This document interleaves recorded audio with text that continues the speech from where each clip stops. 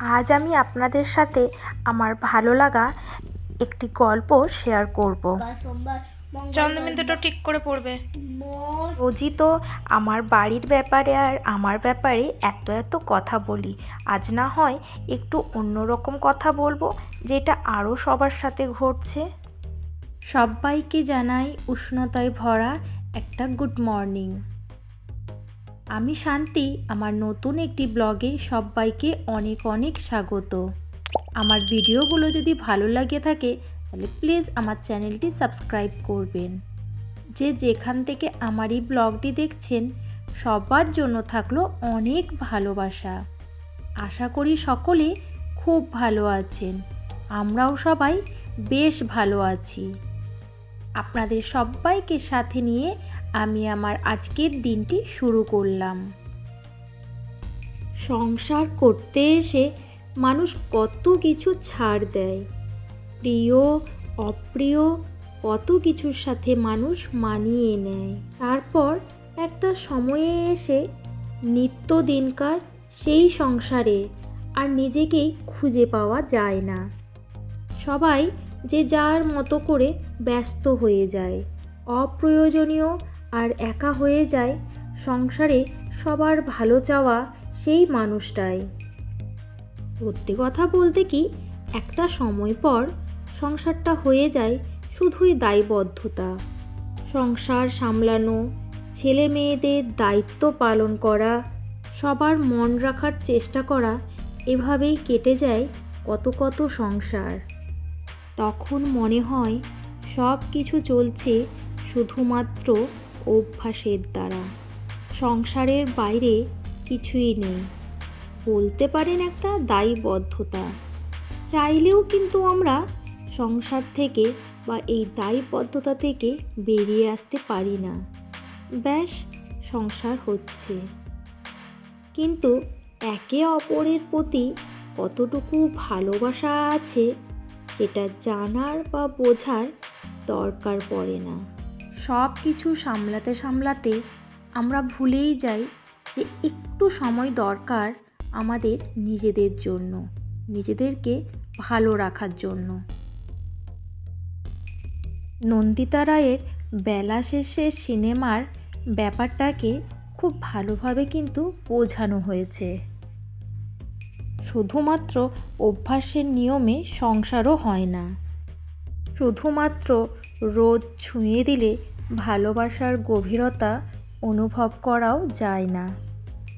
কখনো তো পাশের মানুষটার কাছে জানতে ইচ্ছে করে আমাদের মাঝে কি আদেও ভালোবাসা আছে, নাকি সবটাই অভ্যাস।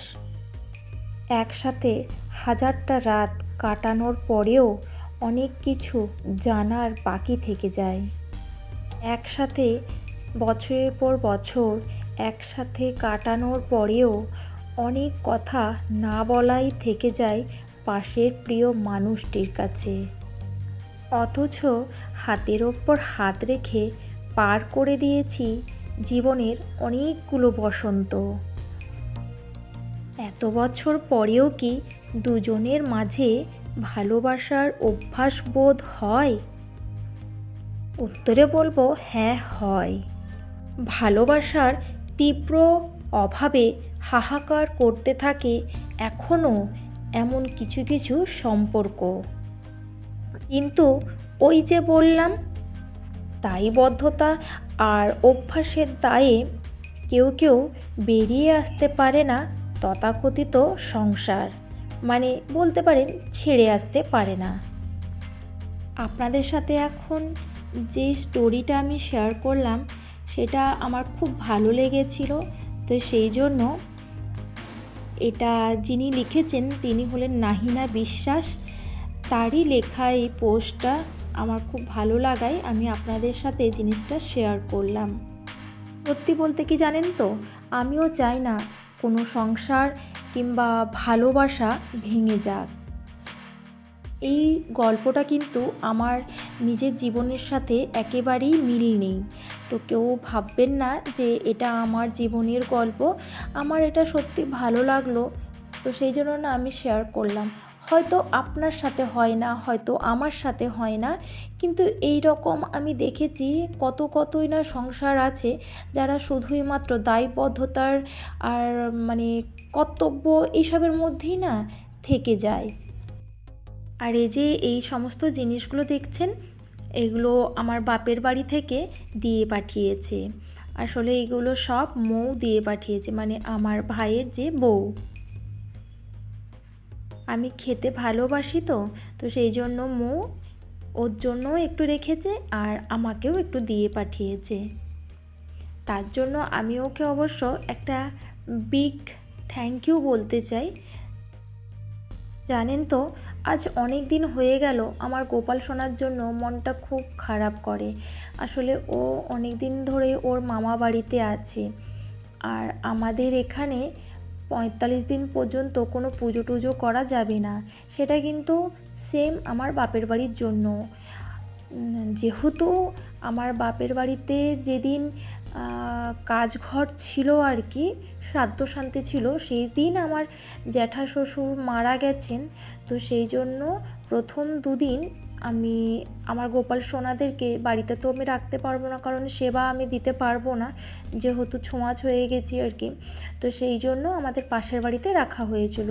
পাশের বাড়ি এক কাকিমা আছেন, তো ওনার কাছেই রেখেছিলাম।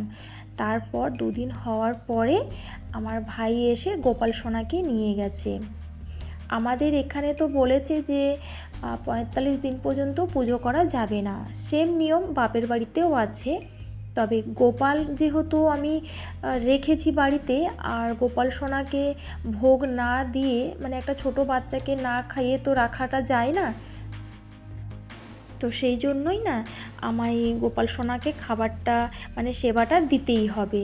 তো সেটার জন্য আমাকে ব্রাহ্মণ বলেছেন যে হ্যাঁ, তুমি শুধু ধূপ দেখাবে আর তুমি যেমন সেবা দাও সেরকমভাবেই শুধু সেবা দেবে।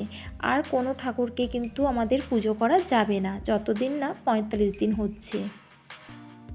তো যে কথাটা আপনাদের সাথে শেয়ার করছিলাম, যে ওই গল্পটা আমার এতটাই ভালো লেগেছে, সেই জন্য আমার ইচ্ছে হলো যে একটুখানি শেয়ার করি। এক একটা গল্প সত্যি মন ছুঁয়ে যায় পড়লে পরে। চলুন, মেয়েকে এদিকে একটু পড়তে বসিয়েছি, সামনেই আছে ওর এক্সাম। রবিবার সোম দন্তেশ্ব সোম সোমবার বাকার বার সোমবার চন্দ্রবিন্দুটা ঠিক করে পড়বে। চন্দ্রবিন্দু মঙ্গলবার বাকার বারবার। আজ রাতে ডিনারে ছিল চিকেন, আর মেয়ের বায়না হলো যে আমি চিকেন স্টু খাবো। ওর খুব একটা ঝোল ঝাল বা গ্রেভি স্পাইসিটা পছন্দ করে না, বিশেষ করে চিকেনটা। তো আমাকেও বলেছিল যে মা, আমাকে তুমি একটু চিকেন স্টু বানিয়ে দেবে। ও আসলে চিকেন স্টুটা খেতে সত্যি ভীষণ ভালোবাসে, আর আমিও সেই জন্য ওকে একটুখানি বেশ টেস্টি করে চিকেন স্টুটা বানিয়ে দিয়েছিলাম। একটু বেশি করেই বানাবো, যাতে ও রাত্রেও খেয়ে নেয়, আর তার পরের দিন দুপুরের জন্য একটুখানি বানিয়ে ফ্রিজেও রেখে দেব। একটুখানি সাদা তেল নিয়েছি আর একটুখানি বাটার। ফোড়ন হিসেবে আপনারা দেখতেই পেলেন লবঙ্গ, এলাচ আর দারচিনি দিয়েছিলাম। আর পেঁয়াজগুলোকে কেটেছিলাম একটুখানি বড় বড় করে, একটু মোটা মোটা করে। তো সেই পেঁয়াজগুলো দিয়ে দিলাম। পেঁয়াজগুলো কিন্তু খুব একটা আমি ভাজবো না, একটুখানি সাদা সাদা থাকবে। আর অবশ্যই আপনারা এখানে চাইলে পরে আদা আর রসুনের কুচি দিতে পারেন।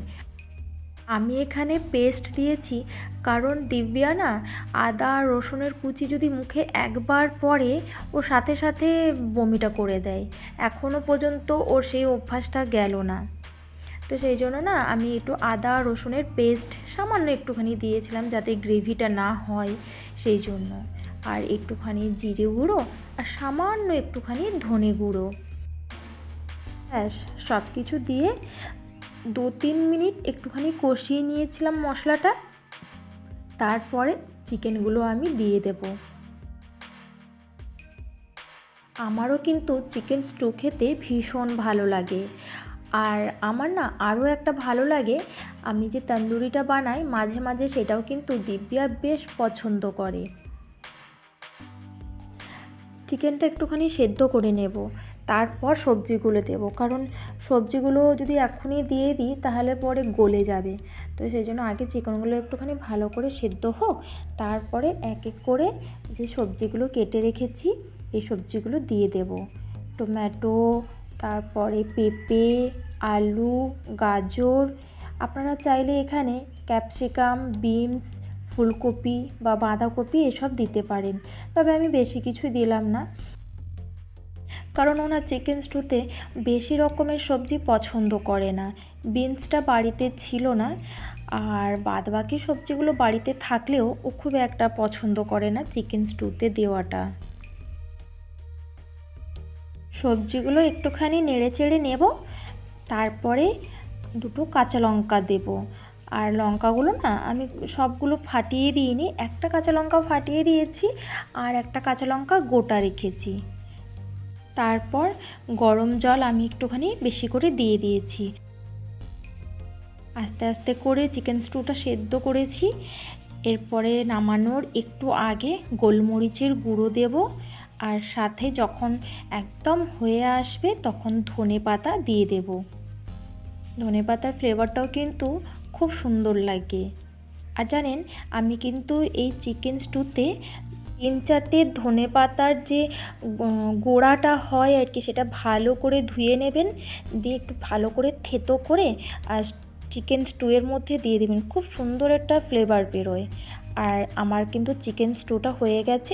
নামানোর আগে আমি হাফ চামচের মতো বাটার দিয়ে দিয়েছি। আমি কিন্তু এতে কোনো ময়দা বা কর্নফ্লাওয়ার ইউজ করব না। ব্যাস আমার হয়ে গেছে, এটা এখন ঢাকা দিয়ে রেখে দেবো, ও যখন খাবে ওকে দেব। আর এই সার্টিফিকেটটার এই মেডেলটা পেয়েছে ট্যালেন্ট সার্চ নাচের জন্য। ওখানে একটা অনুষ্ঠান হয়েছিল, তাতেও ফার্স্ট হয়েছে, ওটারই নাম ট্যালেন্ট সার্চ। তো যাই হোক, আপনারা সবাই ওকে আশীর্বাদ করবেন, ও যেন আরও বড় হতে পারে। আজকের ব্লগটি এখানেই শেষ করলাম। বাই।